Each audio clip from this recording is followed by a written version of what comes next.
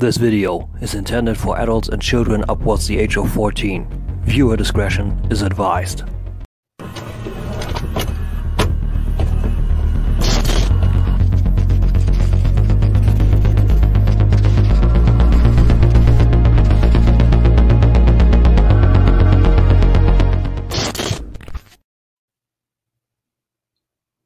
Yo, what's going on, you guys? Still some little technical shenanigans to go through. Some hiding here and some showing there. So we're back. Welcome back to the Nerd Crate. I'm Tim, and today the return of my little hangout show where I try and get, let's say, a few fandoms together, a few collectors, a few YouTubers together, and I think I'm just gonna hijack your intro. And today my guest is Kato. It's Kato. Yeah, the most egotistical intro ever. It's just music and my name. It's pretty, yeah, but it's funny. It's funny. Sometimes you got to do goofy stuff. It's I love that actually. Bad case of an earworm. How you doing, man? Doing well, brother. How are you? Yeah, I'm doing good. I'm doing good. It's super cold, super gray, super windy over here. So I don't know. It's currently like Sunday over here. Sunday, taking the sheets, looking outside the window, and saying, "Nope, not doing that." Back to bed. Yeah, I was having that trouble this morning. I'm glad I had to come on with you, or else I would have been really too lazy today. I wouldn't have done anything. It's warm out and super windy, but Really? I think it's going to rain later. But yeah, it's like 70 degrees and sunny right now. So. Good excuse to get up and get moving. Yeah, you said it. You said it. Hey, but we got already someone in the chat. Crimson Raptors, what's going on? Hey, Crimson. Hey, Larkin. Larkin too. Hey, morning. Cool that you guys are here. So yeah, so much for an intro. But let's do some collection stuff. Let's say we currently just talk about if you get something new. Did you get something new? Is there a haul on the horizon? The newest things were all those Earthrise pickups I had from Toy Dojo. I got all the Wave 1 Deluxes. I got Prime and a couple of the Battle Masters, but still missing out on Starscream, Grapple, Astro Train. There's so many. As far as other things coming in, not right now. I'm waiting for the Blast Off from MMC and okay. One other. What's next in the Abominus from whatever that is. So yeah, there's stuff in the works, but right now just working on finding Starscream and Grapple for Earthrise. Yeah. I think I mean, if those guys should ever hit our aisles, this will be months. Like I just posted that, or I just brought out that little toy hunt video. Like, we still got Siege. We now have, or I now saw Springer in the shelves. So I don't know when or if Earthrise is actually hitting our shelves or aisles. There's a strong possibility that it won't happen at all. Do you order a lot from US-based stores at all? No. Due to the customs and everything, like our customs department, like when it's also the problem. I have a big harbor near me, so all the car import export and also fishing industry is all pretty much near me. So I think that is where actually the customs say, and when stuff from the US, Japan is actually coming over here, this is why they grab it. Then ordered from Oma Primus, and he said, "Dude, you should try Oma Primus." And I did that with the Iron Factory Voss and Kaon, but it was a small package. It was below $45, so of course they let it slip because 45 is the breaking point. But over that, I didn't order, so I would need to check out it is. But yeah, I can tell you. I mean, I've only been over there around your neck of the woods once. And I can tell you, even that, when I had some free time just to go out and look for some Transformers and in collectibles, and man, I think I went to where did I go? I'm not going to say it right. Mueller store. Yeah. Was it Mueller? Yeah. I couldn't remember the name of it, but Yeah, it was Miller. that was probably the closest I came to being able to find something. It was depressing because I was like, man, there's so many collectors out there that want this stuff, and Yes. it's just a shame.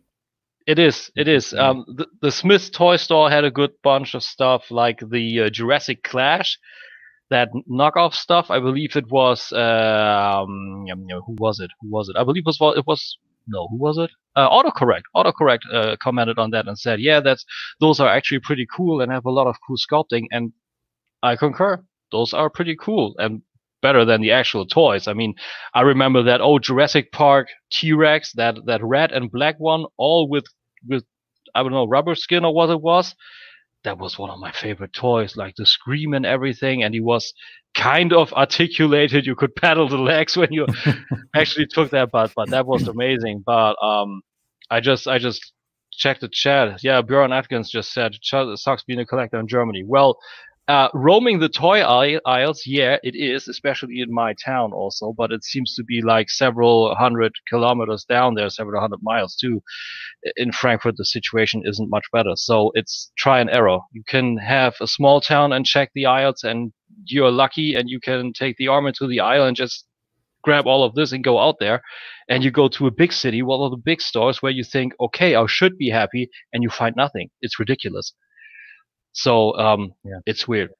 So yeah, but it's actually weird that Mueller, it's a drugstore over here. Mueller is a drugstore. It's ridiculous that you find so much in a Mueller actually. Yeah, also, there's an equivalent here, not quite as big as Mueller, but we have a Walgreens, and a lot of toy exclusives go there.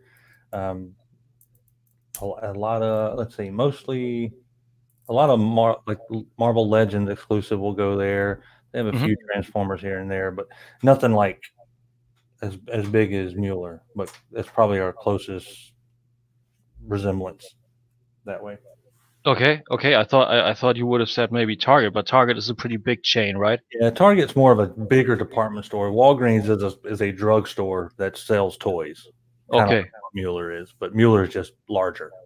Yeah, sadly, I never was to a Walgreens. Like in the vicinity where I was in Chicago, 2018, it had a Target, and when I was in the Crown Plaza, there was nothing around it, just more hotels, and I actually just stayed in the hotel due to the realm of collectors and everything, and so I didn't quite check it out. It was a little bit bad. I mean, I could have gone to the city and actually have myself a picture taken with a Michael Jordan statue, but that was a big miss. That was a big miss. I kind of regret that a little bit, but I only had 4 days. What are you supposed to do in 4 days when you're the first time in America? That's like... you can't take it all in, and I think that's the way it is when you travel anywhere. I think when you live in the visiting country, right? So like you coming here or me going there, if you live there, it's easy to take for granted all the stuff you can do. I live in a tourist town, so and we don't take advantage of any of the fun stuff around here, because for us it's just the place we go get groceries, the place we watch TV. It's no big deal. People save all year to come here, and it's really we plan to take a day soon and just do touristy stuff. We're going to go to the arcade, go do all the fun stuff that the tourists do, just because we don't take advantage of living here. So yeah, I think that's also the case in New York. I think so many people lived in New York and they never were in the Empire State Building, because it's New York. You live there. You can have it all essentially.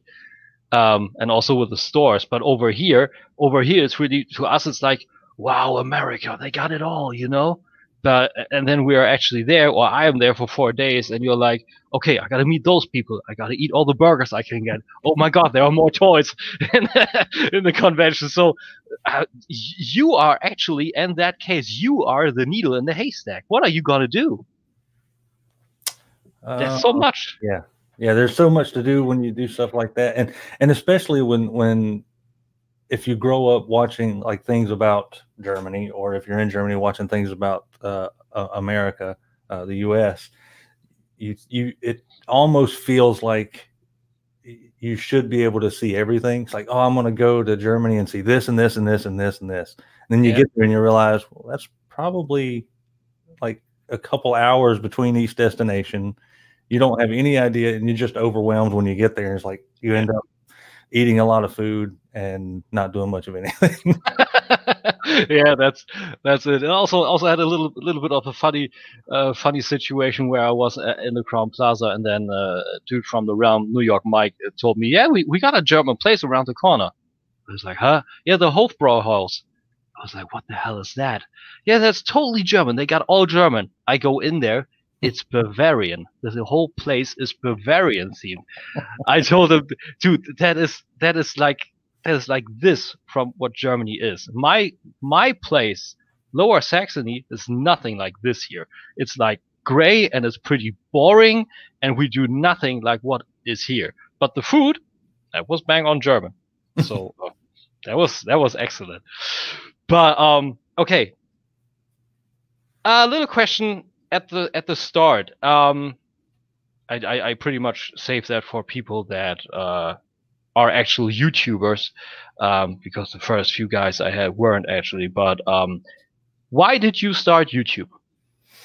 Oh, that's an easy one. I feel like it's when you have been doing this as long as I have. Just kidding. It's a year. I've only been doing it. It's veteran. It's always a question, right? Like, what in the world made? I think Patriot Prime puts it best. Is like, what makes a grown ass man want to do this?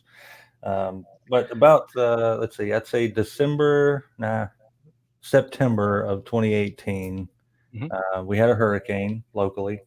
It happens at least once every couple of years. It's not a big deal, but we had to evacuate, and when we evacuated, about when I came back from that, I basically got an email at my local job that said, "Hey, don't bother opening back up. We're gonna shut it down. We're not gonna do anything else." So not only did I just waste 2 weeks of money evacuating to another state and hotel and travel and all that, came back and realized that I wasn't going to get paid again. And this was before I was self-employed. Yeah. And so I was just like, well, the hell am I going to do now? And talk to the girl, and it was going to be really close to being in a pretty dark place. Like, you lose your job, you get, I don't want to use the word depressed, but you know what I mean? Not like clinical, I know. but just depressing. And I was just like, this is stupid. I'm at the whim of some guy in another county in my state that just can say, you don't have a job anymore. So yeah, we do it for the women. But you're at the whim of a guy that says I can just send an email and you're out of work. And I reached out to a friend of mine and said, hey, I want to do some more stuff with you. I like what you got going on. I've done some stuff with him before, and basically became self-employed. And cool. At that point, I was watching a lot of YouTube, because what else are you going to do when you're drawing unemployment? And I just said, I want to do this. I like toys. I like Transformers.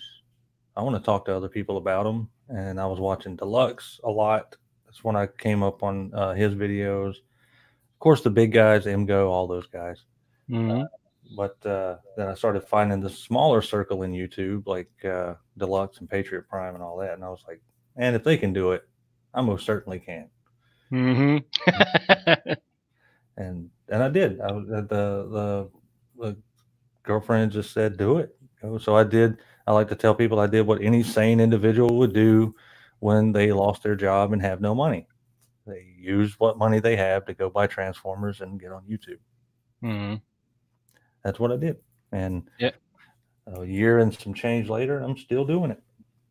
Yeah, that's pretty much the same what I did. But I said the same to me. But I also hope that I can maybe make some money off of it. That would be some pretty cool. But the community that comes first. That's also why we started Voice of K on.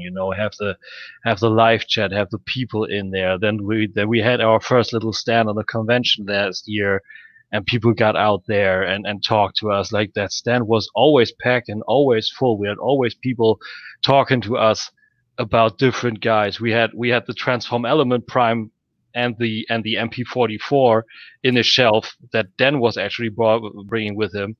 An actual G12, he hauled that over there in his car, and we put that up, and that was a big I would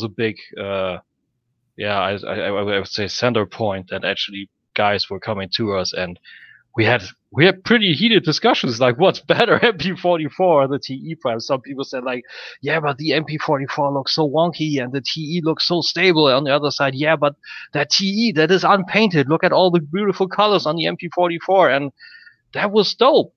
I believe we were more at that stand, and we're actually talking to people more than we were actually going over the convention. And that's just super cool. The people you can engage with, like, may it be only in the comments, or like you, essentially what you did here. That's also the next point. What I would actually say is where we know each other, because you hit me up on Instagram, and the first thing you did, you apologized. Oh man, sorry, I thought I would follow you already. Let's shoot the shit together, And then you invited me to your little show, and and somewhere later, then the Rejecticons were kind of born, which is I wouldn't have met you had it not been for a show like that. So I think you were on. Were you on with Deluxe? I believe I was on with Deluxe. Yeah, you were on with Deluxe, and I think you and Den both. Sentinel Bay were on with Deluxe within a certain frame of time, and I was like, man, that's awesome. I want to talk to these guys from all over the world. Why does it have to just be close by? Yeah. And so to kind of give back, and still Deluxe and Patriot Prime's idea, I started my own show where it was like, all right, let's start picking people up from the community and getting their name out. It's not like I have a whole bunch of subscribers, but still there might be 1, 2, or 3 people that say, hey, I want to talk to that guy, or I want to see what he's doing. Exactly. Or you might even see that in the comments. There's just, I don't know, maybe one comment that's triggering your interest, and you hit that guy up, and he was like, oh yeah, sure, I would love to. So sure. There's a lot of possibility out there, but since we're talking that, I have a little bit of a curious question. Like, now you are Kato's Collection. Why did you change up from Kato's Toybox? Because I think Kato's Toybox kind of rolled down the tongue a little bit better. I like that, actually. Well, it was when when all that COPA stuff, all the YouTube stuff started coming out, that they were, and it never really scared me. Like most of the Rejecticons, we've talked about it a lot. Like, oh, it's going to blow over. It's not going to be a big deal.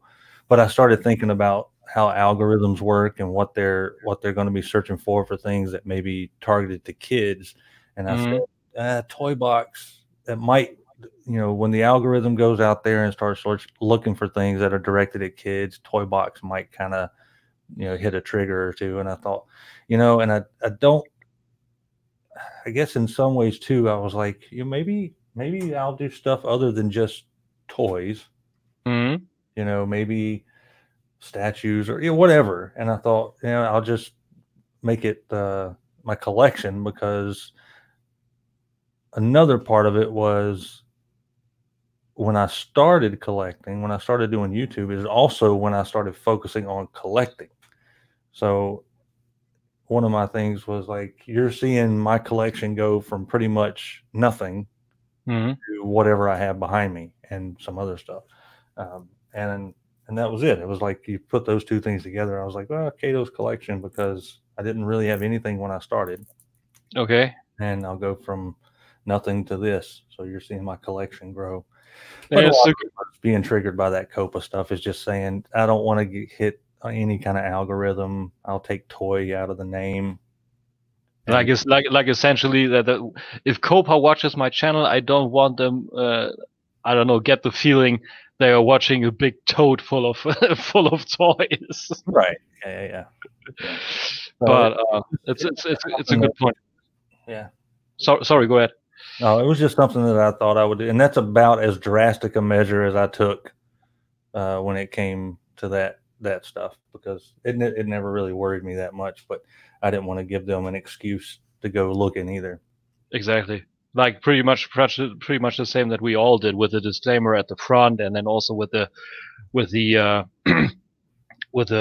self-control button Dan and me actually have over our videos, so people know, okay, this is from 14 onwards, because youth law over here is a little bit different. You guys got 13 upwards, we got 14 upwards, so there's that. But in the end of the day, I mean, it all pretty much turned out that the COPA stuff isn't as drastic as it was at first bulged up to be. You know, it was way too high inflated, because they just want to take care of children and not want any, I don't know, kind of perverted child rings or something like that actually, you know, squeeze them through the monitor or something like that and have them collect what kind of data whatsoever.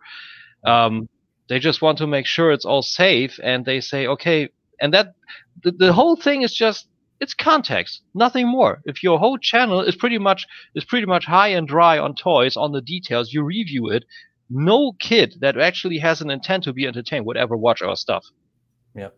And that's just that's why, like you were talking about the intro, and I think Larkin just mentioned it in chat. We were talking, the Rejecticons were talking in chat about the whole thing, and we were like, well, let's just do some simple things to kind of trigger the algorithm to do what it's supposed to do. So, like, we made the disclaimer, and we added audio to the disclaimer because we figured, we were talking and figured that the auto captioning would pick up the words, the algorithm would hit it and say, okay, this guy is specifically saying his toys or his videos are not targeted at kids. Mm-hmm. All right, he's covered his bases. And that's all it really was. It's no different to me than watching a movie and seeing, you know, or watching a TV show and you see the TV MA or whatever pop up at the top. And we don't, as content creators, if that's what we're going to call ourselves, we don't have someone like the Motion Picture Association and things like that regulating anything. So in essence, YouTube is saying you have to regulate yourself. Yeah, right? You regulate yourself. If your intent is to review My Little Pony, but your target audience is 16 years and up, then that's all that matters. As long as you're not putting a video out there trying to reel in some 12-year-old. Exactly. That's all they want. You can't target them. And that's kind of what we said in the beginning. And shame on the guy from the FTC or FCC that was putting a bunch of fear out there. And, you know, I can say it now, I'm a small enough channel. But shame on a lot of the big YouTube channels, too, for promoting all that fear, because they were putting people that have thousands and thousands and thousands of subscribers were just like fishing that fear and throwing that out there. And big amount of fear mongering out there, right? And I have no doubt that there were some, not all, a few, that were using it as a chance to get views. Yeah, totally. Scary title, and people are going to watch your video. Yeah, that's total clickbait. Like jackknifing that shit and just get out of it what you can. Exactly, that's it. Everything that was to it, not more. And even a month after it was pretty much done, all other channels that were at first fear mongering, maybe also because they didn't know better, were paddling back and saying, okay, it's now actually not the case. The COPA was actually updated. FTC said this and that. There were still people, like on some Facebook groups for promoting stuff on YouTube, were still like, you know, big red letters, YouTube is dead and whatnot, and all that fear mongering stuff. And I was, every time I saw something like that, I was I was actually posting that GIF from Robert Downey Jr. from Avengers. Like, I understood that reference. So he's like, come on, man. It's 2 days in. You don't know anything yet. Just calm down and wait. That was all. That's. I get some of the fear, because some of it is when people start talking, especially when you have thousands and thousands of subscribers, some of the fear is relevant, but the problem is pushing it out there on everybody else, because now you're dealing with people's income, right? If you're talking about Yeah, sure. So I get some of it, but there was a lot of fear mongering that just was unnecessary BS. It's just that. It's just like that. But I think that that ship is pretty much dead in the water. So I would say we continue on the positive stuff. So for sure. So since we were at collecting, do you have a broad lookout, like a category that you can really, I don't know, maybe summarize, not too broad, what you're all collecting? Right now, I'm mostly masterpiece scale figures, some reformatted MMC figures, and mainline. That's really my three big things that I'm focusing on right now. I stepped off of Legends for a little bit. There's other stuff that I pick up if it interests me, but the main thing is I'm a masterpiece scale addict right now, mostly third party. And like I said, I'm currently collecting dust because I'm waiting for stuff to come in. Yeah, good call. But hey, that's a funny thing that you mentioned, that Legends is currently a little bit on hold. That's actually for me too. Like I reviewed that New Age Toys Hinkle, and that was a big danger for a new rabbit hole, because that guy is amazing. But like really buying something ever since the Iron Factory DJD was complete, that was kind of like, okay, for now I'm happy for now with Legends. Because I think that same thing happened to me with this at the same time. Yeah, that's pretty funny. I mean, it's amazing. You get so much out of it, and I still want more Iron Factory guys. You know, I want to see if I can get the Seekers now. Maybe also that Sky Shadow, Black Shadow, to have something set up with the DJD where he's actually sitting in Kaon and getting ripped apart and stuff. I think that would be pretty funny. Maybe get a photo out of it. But I hope that City Commander is gonna be cool, like that Maximus Ambush. That's gonna be super cool. But yeah, we'll see what's coming out. I mean, they done combiners now. If they do a Legends Predaking, that's the next thing where I'm all in. So there's a lot of stuff coming. But is there an absolute grail for you, existent or non-existent?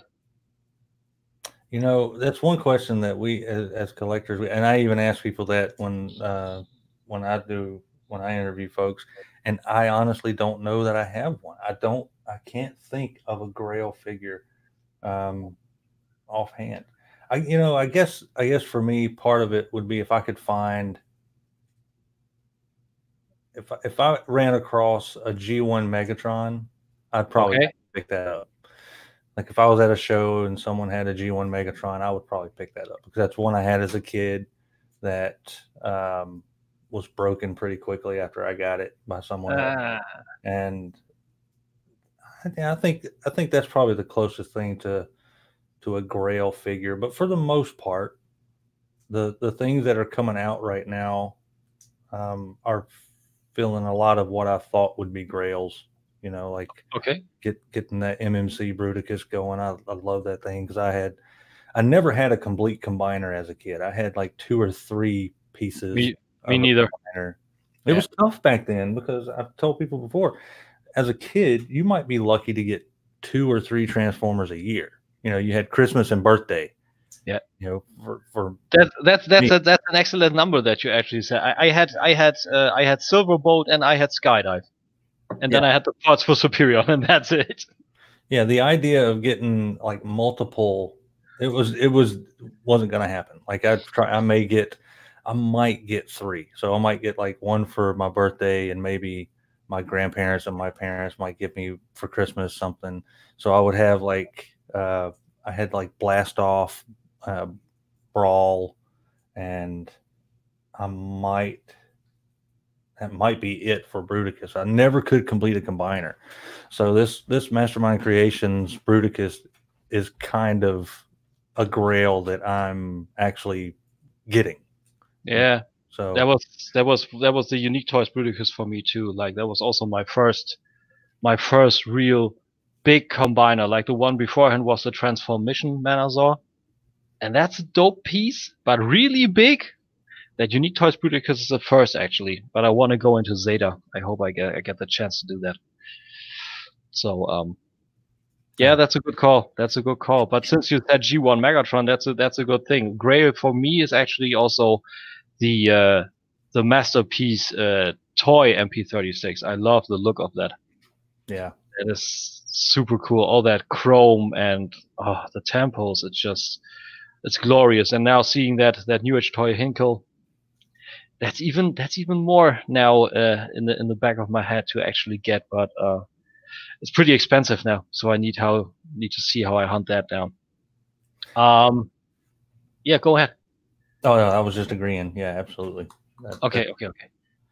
So it's always I try to come up with a question that's not doing that not everybody else has done, because I know I have a certain mannerism I do when I'm listening to music. I'm not saying what. If you want to know, I will, but I'm not saying it now.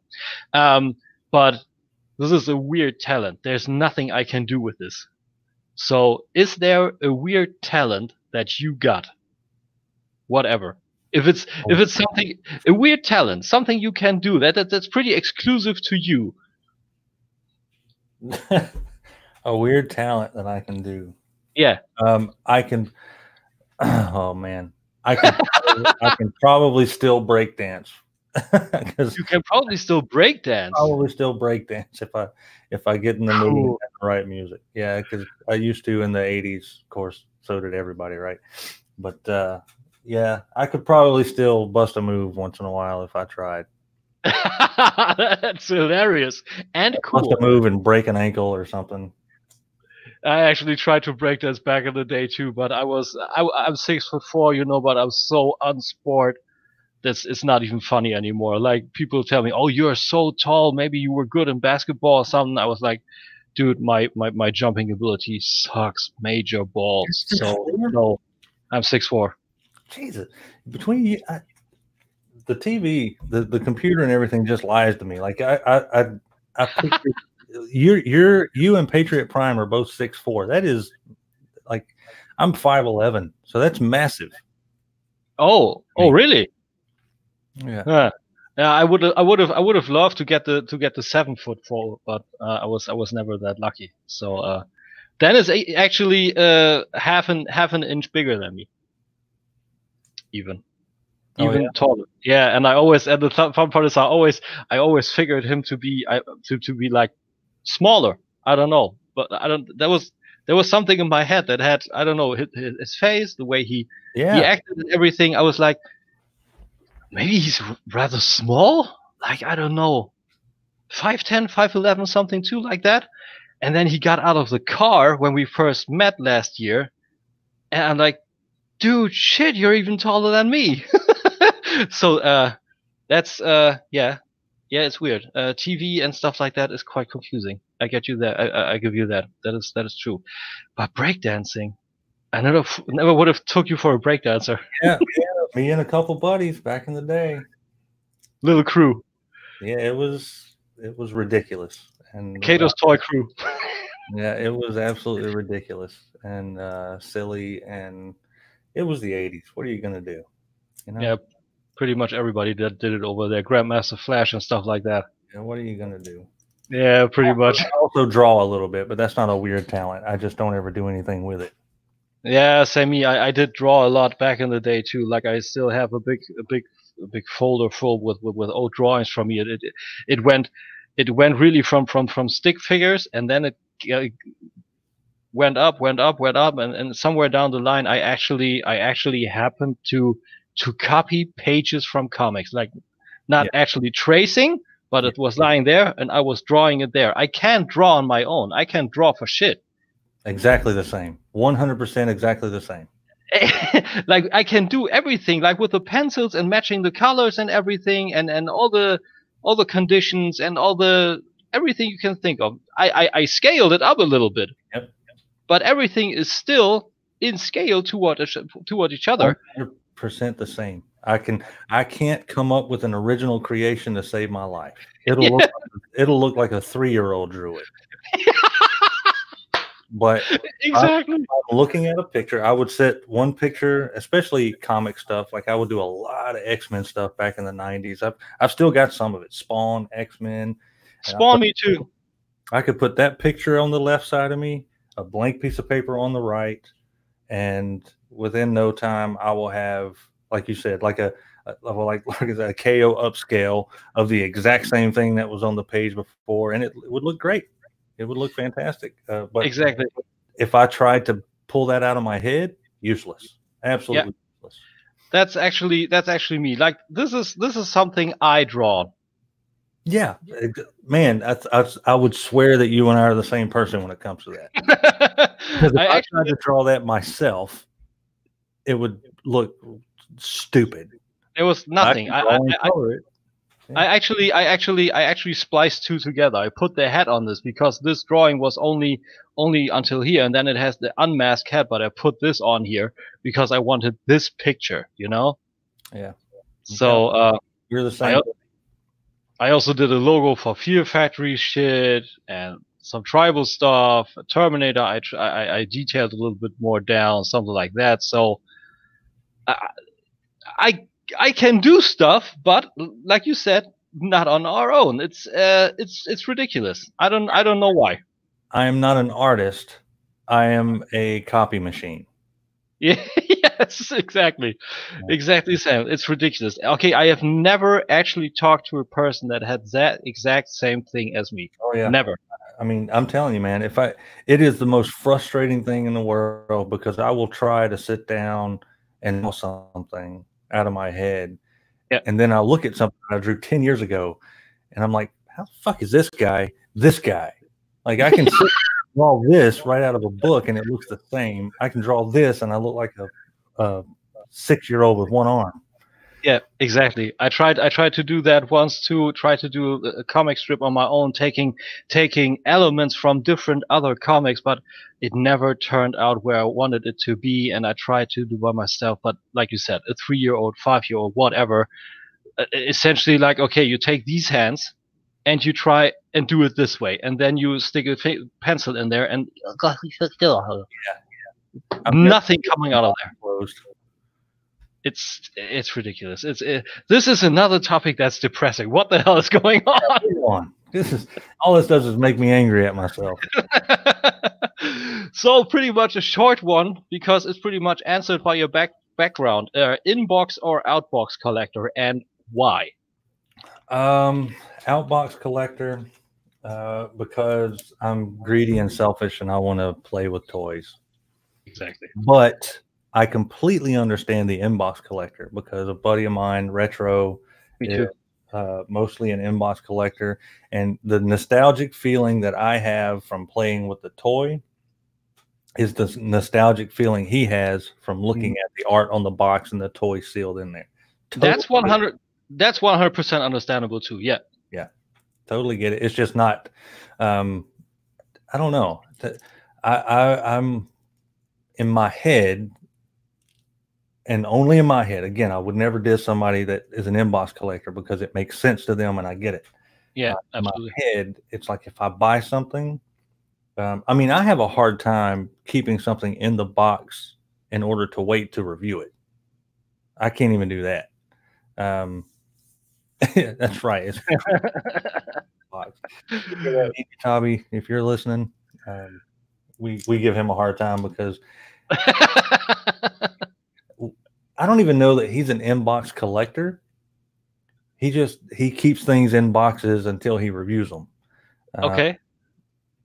So we give him a hard time, but yeah, me, I need stuff out of the box. I have no patience for that, and me neither. It could be to my own detriment that I don't have the kind of patience that it takes to do that. But I like to transform and hold and look at and yeah, me too. And I'm a visual person. I'm a very visual person, so I Yeah, like. and also, you know, haptic. You know, you want to touch it. You want to have it. And then Yeah. sometimes, like yesterday, my hands was hurting because I transformed Gravestone to bot mode, and then I needed to transform him back to truck mode and take the transform element prime and transform him also back to truck mode. Comparisons, you know. But when I was done, my fingers were hurting. But then at the end of the day, I was bringing them back to the other review space I got, and I had those guys standing there, and I had the 4 Stande constant. I was like to myself, there was a little bit of a tournament going on in my head. Do I still know how to transform the XTV Standecons without instructions? So I took 3 ones back to the living room, and I actually knew how to still transform them. My hands weren't getting any better, but there was that. So yeah, inbox I understand too, especially on pieces with Storm collectibles. You know, like getting that and the window box, and you see all of that stuff, and they are so pristine and shiny, and the partial varnishing, and everything is nice. And you know, there's something to be said about good box art. I mean, I get that. If you find something that has really, now I have a problem with keeping boxes. A lot of boxes, because especially if it has really cool box art. Mainline stuff like the Chug stuff, the Siege stuff, even though the boxes are really, really neat and the art neat, I don't really have that much of a problem. But like the real collector pieces, the third-party stuff that's a little more expensive, and they put some work into the box art and everything. Like DX9, for example. DX9 has super cool box arts, like the Megatron, that propaganda stuff. Yeah, so I have a love-hate relationship with boxes. I've got to take the figure out and play with it, but I also want the box art to stand out and be awesome too. Yeah. I would love to display it more here too. Like I mean the Extrans boxes, they're nice and thin. You could actually put those up as a background when you have Manazor complete, but otherwise doing this all the time, I would run out of space, and I'm already pretty much full here. I'm happy I let my Evangelions go, because now I have an actual compartment in my D12 free. I got something new to do. And then 30 Toys announced their IFA 01. Thanks a lot. So when I thought I was out, they pulled me back in, or how do they say? So yeah, it's happening all the time. It's ridiculous. But is there a favorite shelf you got? Oh man, I'm working on readjusting my shelves for Earthrise, but the top shelf up here, the MP stuff, all my Assault, my Bruticus stuff, Megatron and Prime MP stuff.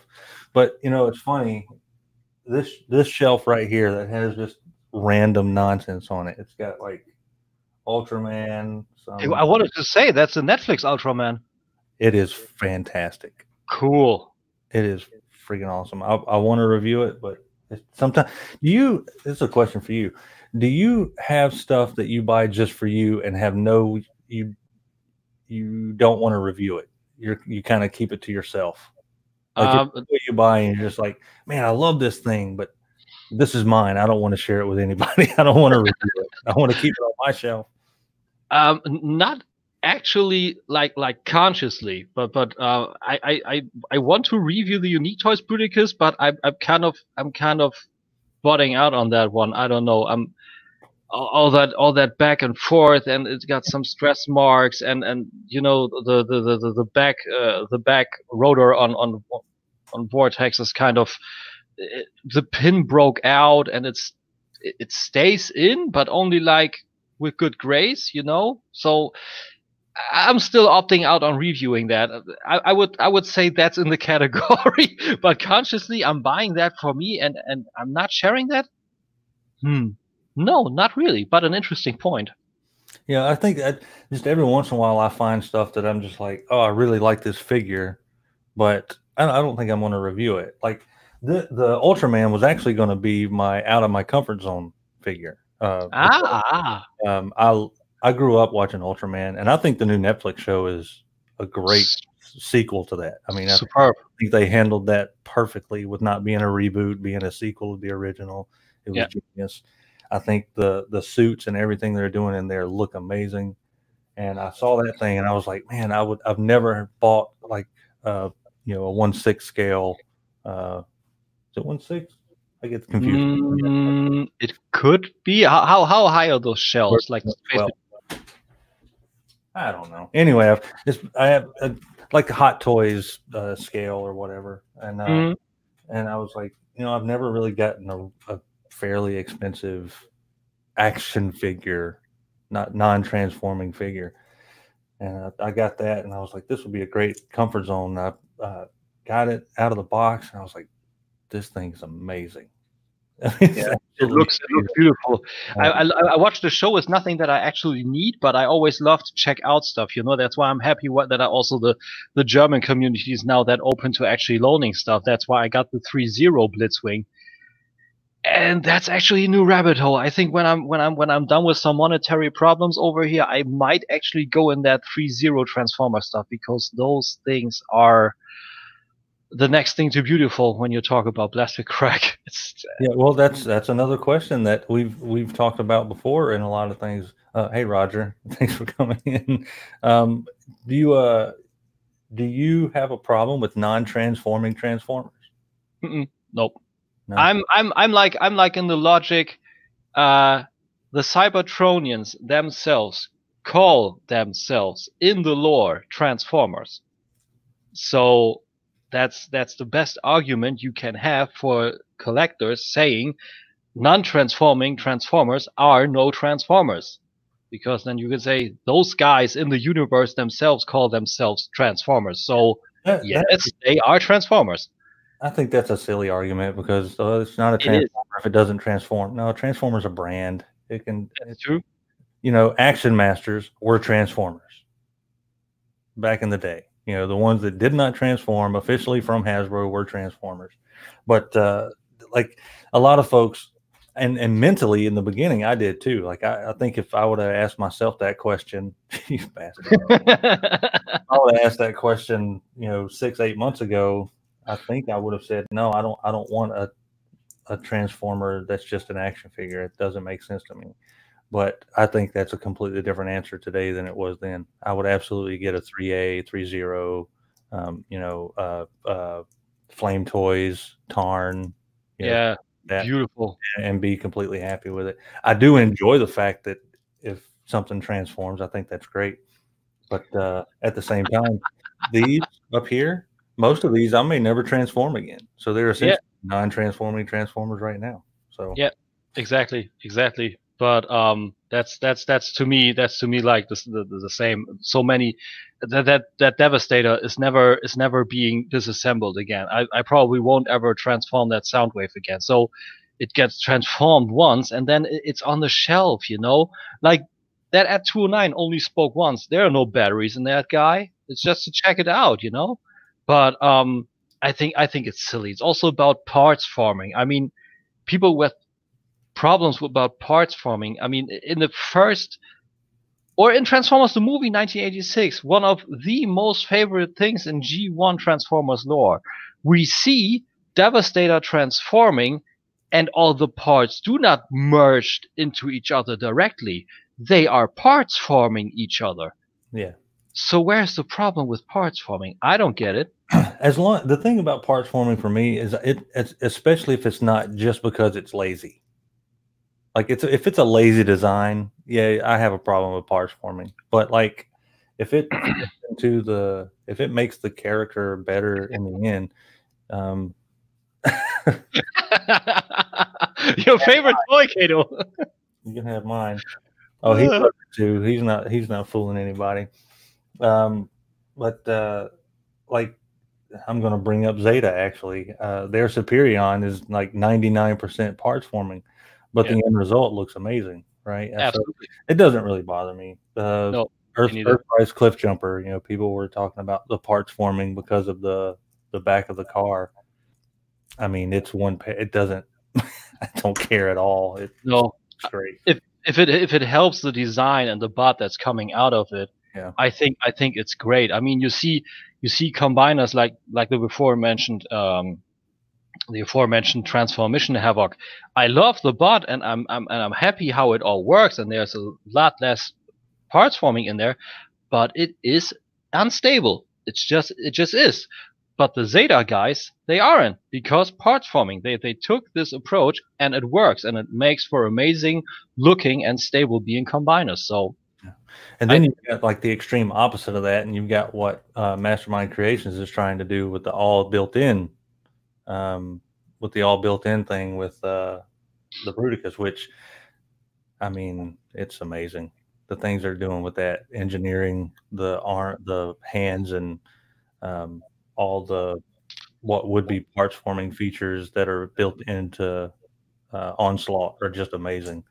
I think it's super cool. Like also what they did with Vortex, how the half of the hands are come out the feet. It's super cool. It's not for me because I got my Bruticus, but the concept itself is superb. Necessary? No, they did this for the fun of it, and I think it's amazing. You know, they did it for the fun of it, and to show that A, we can do it, and B, it's absolutely possible. And I bet they waited this long to bring this out to show, hey, this is all included and it is 100% stable. I think stability-wise, this will kick a lot of asses. Yeah, and you've got, I think their next project after this is supposed to be Defensor, which I will be, I will definitely be in on that. So, yeah, I think it's smart. But at the same time, if they would have designed this Bruticus as a parts former like normal, I would have been in on it too. So it doesn't, I don't care. It doesn't. No. Parts forming doesn't bother me. Yeah, me neither. I think. Sorry, what was it? I was like, especially if it's not just being a lazy design. If it makes the overall product better, fine. Yeah, that's it. I mean, the Onslaught itself has a little bit of poodle legs. It's a little bit short on that side, but it's a compromise, and with that, you always have to take a compromise. If you like that compromise, that's of course always a different topic, but nevertheless, it's a great design. But okay, a little bit of a question, since we're surrounded with community currently. You always say you got a small channel, but you surround yourself with quite a community. The rejected cons are quite a love bunch. So community bullshit. If you could have more influence over community, is there a topic that you actually despise and would love to have more influence over it? And if so, what would you tell guys to stop it? Oh, Lord. Okay. Stop pretending that what someone else likes is horrible just because you don't. I mean, 2 thumbs up. Whatever it is. We are all out here giving most of us that are doing reviews anyway are giving our opinions on toys, and we're giving the opinion on the toy that we have in hand. We're looking at it, and it's only our opinion. And like, it bothers me, and I don't see a lot of it. So I know it's out there, but I don't see a lot of it. I mean, I guess the most of it I see is G1ers versus the Bayverse type stuff. And Beast Wars too. Yeah, I'm not a Bayverse fan. I think they're hideous. Nope. Yeah. At the same time, I'm not going to tell. He was in here earlier, Roger Singh. One shall stand on Instagram and stuff. He is a huge Bayverse fan. Now, I'm not going to say because I don't like it, you shouldn't like it either. I think that's the dumbest thing, and it's the most egotistical, stupid thing you could do. Yeah, or just it's a standpoint. It's bullshit. Period. It's not shit for me. It's not my opinion. It's just general and regular. It's all bullshit. That's stupid and super egotistical. What you said. It's dumb, and it doesn't do anything but make one. It's a superiority thing. Somebody wants to feel like their opinion is fact, and that's the dumbest thing you can do. Like what you like, buy what you want to buy. You're not hurting me, and it's your money. Exactly. What do I care? So exactly. I think belittling somebody else because they're a fan of something that you're not a fan of is the most asshole-ish thing you can probably do, and just walk away. Exactly. That's a good point. Like, it's essentially a meme that I read, I don't know, months ago. We need to relearn that having different opinions doesn't mean that I hate you. No, exactly right. I don't like this. You like that. We can talk about why we feel that way about things. I don't like the bug-like designs or any of that. And there we go. Yeah, but that's like I tell. It was Roger. I was talking to him a while back, and to him, that's his G1. That's the Transformers that he grew up with. And what kind of asshole am I to tell him? There's an exception. Yeah, right. But I always laugh at Thundercats Roar fans. Oh, I haven't seen any of that yet.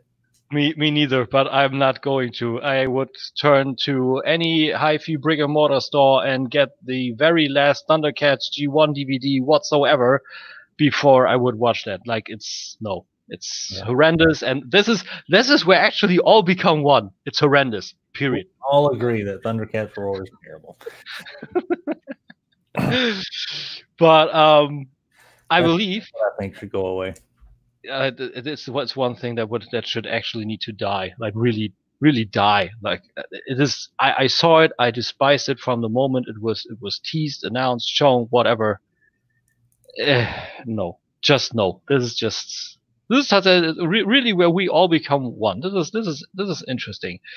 Yeah, that Cartoon Network looking one. It's well. If there's any kind of silver lining to that horrible shitty cloud, right? If there's any kind of silver lining to that, it's going to be that possibly in some way that it makes Thundercats, oh God, I don't even want to say it, more relevant due to that. Relevant. Like, well, back to the Bayverse. A lot of people that absolutely despise the Bayverse and can't stand it. You have to appreciate the fact that it at least kept the Transformers names and in your head for long enough to get things going. So if this is some amazing attempt by Rankin Bass and whoever is in control of Thundercats now in order to just, subliminally get people thinking about Thundercats, fine, I'll take that. I mean, but the thing is, Kato, they could have done it way better. I mean, look at what Voltron did. Voltron Legendary Offender was amazing. I mean, Dan says too, it's not for him, it's not his lore, but it's a beautiful looking show, and it took. Oh, that was great. And it took the I don't know, the viewpoint back on the original too, and gave that some love. Mm-hmm. They handled Voltron in the classiest way possible.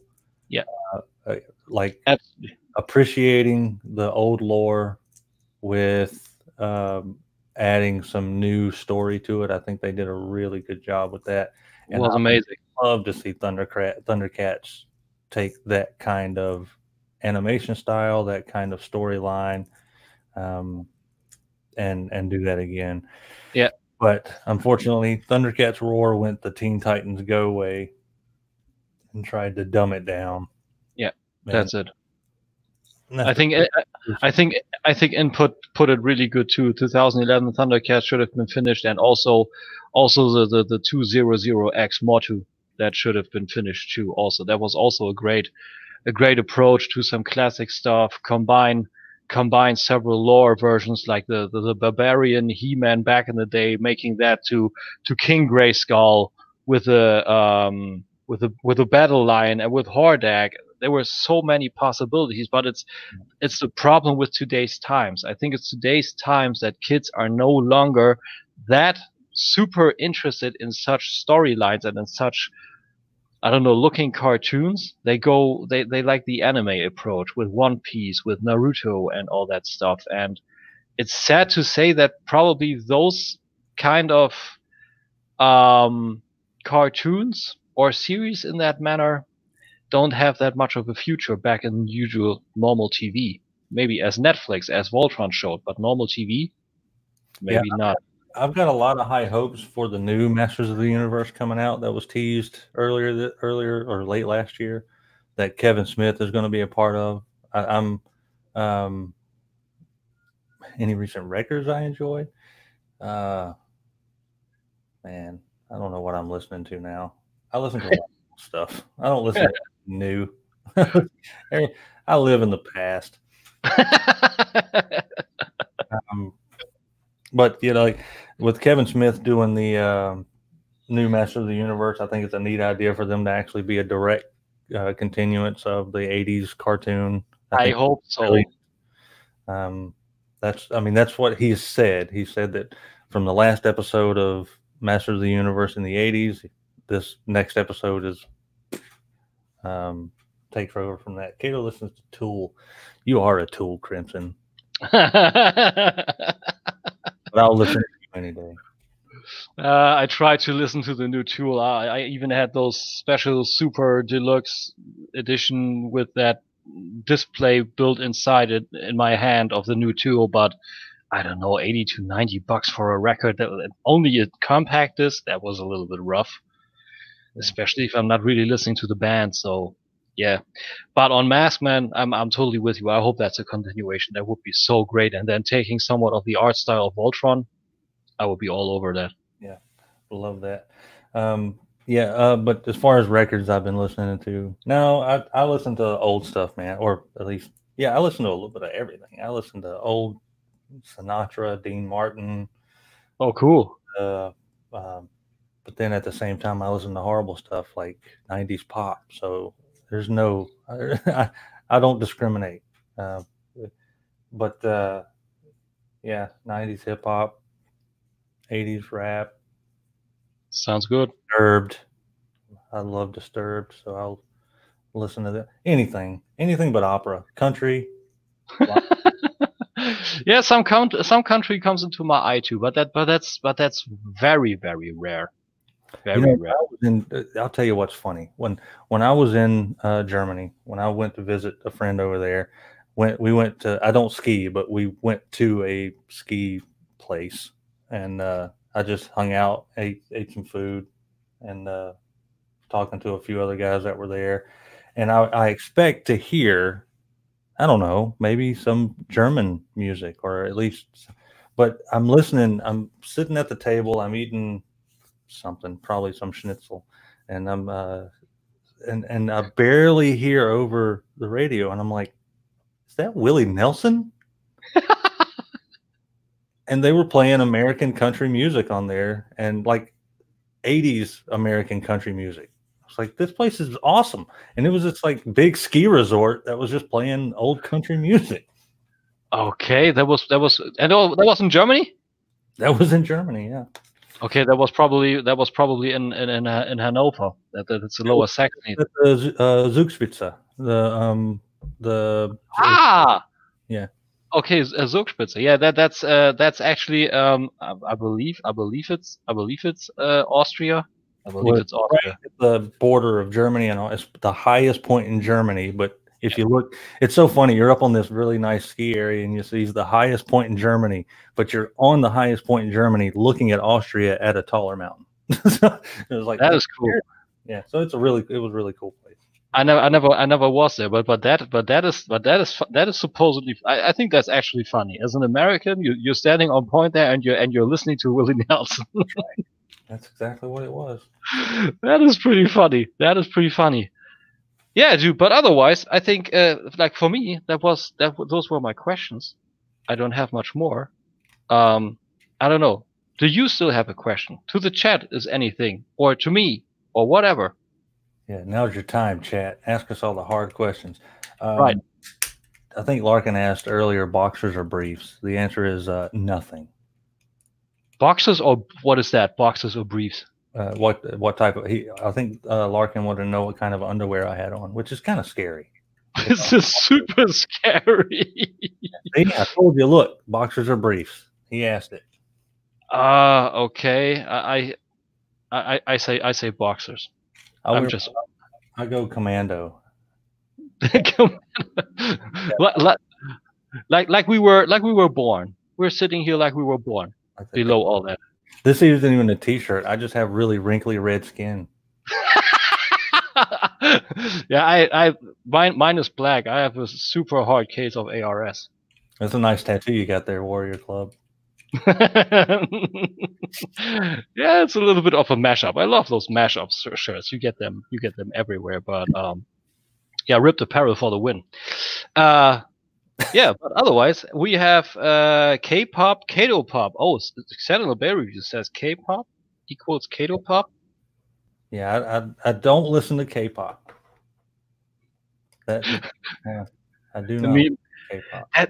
That's super weird. Have you actually seen that? I don't know if that's over there. I was at a Mueller last weekend, and there were figures like Barbie, but from actual K-pop stars or J-pop stars. Yeah, there are action figures of K-pop stars. Our local Targets have tons of them now. That is weird. Yeah, they're like 11-inch K-pop figures, but it's a thing. I was actually thinking for a microsecond of picking that one up and doing a review, but I opted out on that. That would be a good out of your comfort zone challenge. That would have been maybe even better than Saul Goodman, because it's something I would actually don't have anything to say about. I don't know jack shit about J-pop or K-pop. The problem is that means that would be sitting in your collection now, and I have no desire to have a K-pop figure sitting on this shelf. I would much rather Saul Goodman, which I love that show. We're watching the new season now. Is the new season out already? Season 4 is on Netflix now. So I hope it's here too, because we got different servers, I believe. It's already yeah. I hope so. But Sentinel Bay Reviews already has another question. My favorite toy as a kid, G1 Sunstreaker, first Transformer I ever owned. Oh, cool. G1 Sunstreaker. That's a nice one. First Transformer I ever owned. Although I was a huge fan of the Voltron toy. That's cool too. Even though I didn't watch the cartoon that much. But I think as a kid in my head, Voltron and Battle of the Planets or Gotcha Man or whatever, the Defenders of the Universe 2? They had like 3 titles. I was really into those shows, and I had one Voltron toy, but my mom didn't know what she was doing and got me the car version instead of the lion version, and I was that's almost like the producer of the show. Get me that guy with the lion, and the original one Gar, and he instead got the Voltron. You know, that's thinking back to your Grail question. I think a Grail of mine would be the Soul of Chogokin Voltron. I think that would be a Grail of mine because how much I love Voltron as a kid, and I have no Voltron figures, and it's a pretty pricey figure, and I think that might be a Grail of mine. But I have a feeling that a friend of mine that's also a Grail of theirs. I won't mention any names, but I think a good friend of mine has that same issue. We have very similar stories on that figure too. I think they also were given the car version of Voltron by accident. Yeah, I got the lion one, and I want the car one because I grew up with the car one, and it then paddled back to the lion one. So I mean, the lion one is still available. There's the V2, and I believe it's even, I think it costs less than before because they got rid of the die cast. Yeah, what does that run now? Is it like $350? I would think something like that. Like I got the last from our body tier of robots for $450. That is euros, of course. Yeah. But yeah, I even thought about getting the one of the versions of the Netflix Voltron toy because it's pretty good too. I mean, it's a good figure. Yeah. And a lot of times you can find those at a couple of discount stores here fairly cheap, like $6-7 per lion. So yeah, I've put off getting that, but I may end up getting that just to fill that gap. There's a big gap. If you were so hot on the lion one, that would count as a grail. Absolutely. I've even talked about getting the Lego Voltron because it's like $180, but it's It's a big Lego version of the Voltron. Super cool. Yeah, so that might be a grail for me. Even though, like I said, there's a friend that's probably going to watch this later. It's like you're stealing my grail, but whatever, man. Probably. Plenty of grail to go around. Crimson Raptors asked something. Did the Voltron cartoon even have the vehicle Voltron in English? Do you mean the Netflix one, or do you mean the old one that was the old Dialogger actually translated? The old. Where we had the old in German. So the old. I don't remember seeing the vehicle robots in English. We definitely had the Lion version, but yeah, it was just a thing. When you send your parents out, when you have like one big Christmas list, and like that was something that I could actually put on the list. I honestly didn't think I was going to get it all back then, but when you put Voltron as a kid on the list and your parents go and pick one up, they have no idea what you're talking about. So they just grabbed there's a picture of me somewhere. I'd love to find it, of me sitting on the couch next to my grandpa, playing with the car version of Voltron. And I'm playing with it, but at the same time, you can almost look at my face and it just looks like pure disappointment. Oh, that's bad. Oh, that's bad. As a kid, your parents spend that money on that toy. You're playing with it. Yeah, you better play with it. I put that meal on the table. You better eat it. Sit down, shut up, and enjoy it. Dan from Sentinel Bay says favorite cartoon theme song. Oh, that's rough. Favorite cartoon theme song. There's a lot out there. I did a whole show dedicated on cartoon theme songs, and it was hard to pick. I was there with you, I believe. I was on there, I believe. You were in the. Yeah, we talked about it. That's tough because I loved the Thundercats theme song, but I loved the Thundercats opening intro. Yeah. Theme song alone isn't that special, but the theme song with the intro is amazing.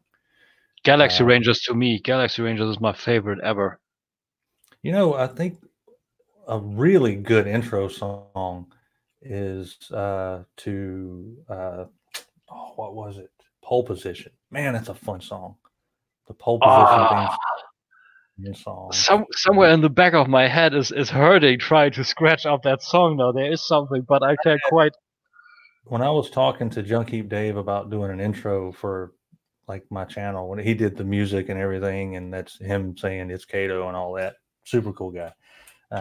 When he did that, he did the one for the Rejecticons as well. And cool. Like, have you ever done I said, I'd love to have an intro with Pole Position. It would work great with Kato's collection. And he said, oh yeah, I did one for Figure Force a while back. And I was like, oh, dang it. I don't want to copy him that much. We already joke about being knockoff Figure Force anyway. Yeah, that's a good idea. I mean, that's also the thing. We all now kind of use a little bit of the same intro. Like you have with that parting mechanical door and stuff you used for about a while back. That was used by the Realm of Collectors now, and then T-Man's Chill Reviews has the one with the approaching city where it pans out. Like we got that for Voice of Chaos, but a different music and stuff. Like there is some retro stuff out there, but it's not enough. I think those platforms for intros and outros could use a little bit more, I believe. We're bound to duplicate some of that stuff. It's out there, you know. But he did that song, and I was like, well, what's one song that you haven't done? What's an intro that you haven't, like a song that you haven't parodied for Figure Force or anyone? He goes, well, I haven't done the Transformers thing. And I was like, well, why didn't you say so? Let's do that one. So that's what he came up with, that It's Kato thing. So that worked out. And of course, the Rejecticons, we got the Teenage Mutant Ninja Turtle theme, which he loved because he is a huge turtle fan. So it works. It works. I love the logo too. It's kind of a little. Yeah, that whole thing came up with the four of us we were chatting on Instagram, and everyone in the States, not everyone, but a lot of folks were talking about going to TFCon in Virginia and Galaxy Rangers. And we felt all rejected because the four of us couldn't go to TFCon last year. Oh. And it all it as a joke, and I took the Decepticon logo and I made it really sad. Looks So good. Yeah, I could have. That I should have been honorary member because I wanted to go to Reston last year really desperately, but it just wasn't in the cards. So this year's probably Chicago. So I hope 2021 it's back in Reston, and then I will be there. At least I will try. Decepticon it is. I was just bullshit. Not really meant to be like, okay, we're sitting here, okay, honorary it is. Yeah, it was a lot of fun, and it's good to have like you and Dan deal with each other a lot. You guys have, when it comes to collecting and all this stuff, you guys have each other's back a lot, and I think that's kind of what happened with the four of us. Is like we talk a lot, we hang out, maybe not physically hang out, but all the time. We egg each other on about what to buy and what not to buy. That's what we do too. And it's like a friend. It's not even really a friendly rivalry, but there's a little bit of a nudge there when we see one of us get something that it's like, oh man, I wasn't gonna get that, but now I got to get it. I want it now. So that's terrible influences on each other's wallet. That's what I did with Storm Collectibles. Dan knows what I'm talking about. Like he was like, man, Kazuya and Tekken, I want Tekken figures, and then he got the Playart Sky, and he was disappointed with the Playart Sky. And then I bought him the Storm Collectibles Kazuya for his birthday, and he didn't know that. And now he's all in, and he got the Heihachi already. There's not much more to get, but now he knows of the power of Storm Collectibles since he was fiddling with my ninjas, and now he's got Kazuya. So keeps blaming me for his mask collection, which Dan keeps saying it's my fault that he's all in on mask. Man, I did not. That is not me. That's all on him. That dude went crazy. Yeah, he spent crazy amounts of money on that, but I mean, he got a good bit back. So and he's almost there. He's almost finished. That's intense, man. In a little bit over a year or something, what he did, and now the restoring bits. That's super cool. Helping you with Rhino and stuff. It's like, yeah, awesome of him. That's what it's about. This Rhino that I've got is really going to be the Rhino that the community built, because it's getting donated parts all over the place. Larkin, Ninja Bill, who donated the actual Rhino, and Den, who's talking about the radar dish and stuff like that. So it's kind of cool seeing the community from all over the world. I just happen to be the beneficiary of it, but seeing literally pieces come together from all over the world to make an old 80s toy come back to life. I think that's really cool. That's super cool. He's actually restoring one for me too. I will actually get that next month. I actually cannot wait. This will gonna be super cool. I'm gonna do a video for it. You can be sure of that. I want to get my ultimate goal for that is to get a scaled trailer for it, and you can find them at a couple. I can find them in a few different places. There's some stores here that actually sell farm equipment, but they also sell like die-cast farm equipment toys. Okay. And but I want to get a 1/24th, 1/25th scale car carrier trailer for that. Oh, cool. Put that on a shelf and maybe put some either Transformers in bot mode or grab a few other mass vehicles and put in there on the car carrier. I think that would be huge, but it would be fun. Have you seen the fan made trailer for Rhino Big Stomp? No. It was over at Bill Ferry's mask channel. I forgot the name now. I'm counting down to Dan when he's actually putting it in the chat how the channel was called. It's a trailer that's done as a playset. You have so many weapons that are folding out of that trailer. It's perfect in scale and in color with an actual stripe over it for Rhino. It's called Big Stomp. It's got sound. It's got everything. It's intense. I'm gonna send you the link over. It's actually I've YouTube. Do I actually find it now? Say Big Stomp Rhino. Not now. There he is. Custom review. Big Stomp. Matt Tracker, of course. Matt Tracker. And You know what? I'm gonna do one last screen share just now, just for the shits of it, and then we're gonna watch a little bit. Just it's crazy. Like I'm gonna kill the right. Here's the trailer. Oh my gosh. So that thing is crazy. You got a big bull on the side, or a big rhino on the side, actually. That is ridiculous. It's absolutely super ridiculous, and it gets even more ridiculous because here he starts folding out the radar dish from the side, and here comes the first weapon, and you can put that in, and here's another weapon on top that was folded out, and it got all the neon stuff in here, and it all lights up. Holy crap. Yeah, and the sound, wait a second. And it doesn't stop. And it doesn't stop. In the back too, it's absolutely crazy. It's 100% crazy. Amazing effort. Amazing effort. So again, custom people. It's beautiful. Yeah, that thing was awesome. Yeah, I want to do something, but I don't want to do that much. But that thing is amazing. Yeah, I saw like a car carrier on the back with a couple of mass vehicles. That guy, that was awesome. I mean, it seems like he ripped apart a rhino for that because he had the actual wheels on the back and everything. So it's crazy. But guys, we shot over our actual limit quite a bit. I think if there are no more questions now, I would actually say for today, we call it quits. What do you say, Kato? Sounds good to me, man. I'm gonna grab some lunch here soon, do some toy hunting. Sounds good. Some other nonsense. Yeah, for me too. So that's now your few 5 minutes to tell you where the good guys, everybody that's watching this, can actually find you.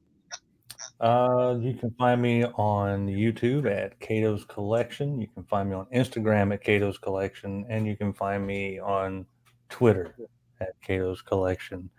And I'm also on the T-Formers forums on there. So if you guys haven't checked out tformers.com, absolutely check that out. Really good site. Really good people there too. So we've got a little profile going on there. Yeah, that's where you can find me at. Sounds good. Sounds good. So for me, that's also pretty much it. You are already here. We'll see each other on Sunday on a new review. X-Transport's Gravestone. I hope you're looking forward to it. Thanks to everybody in the chat. That thing was live. And thanks for Kato for hanging with me. Great time, as always. Thank you for... Will do, man. Will do, man. Thanks for being here. So everybody have a great day. Enjoy your day. See you next time. Thanks for watching. Bye.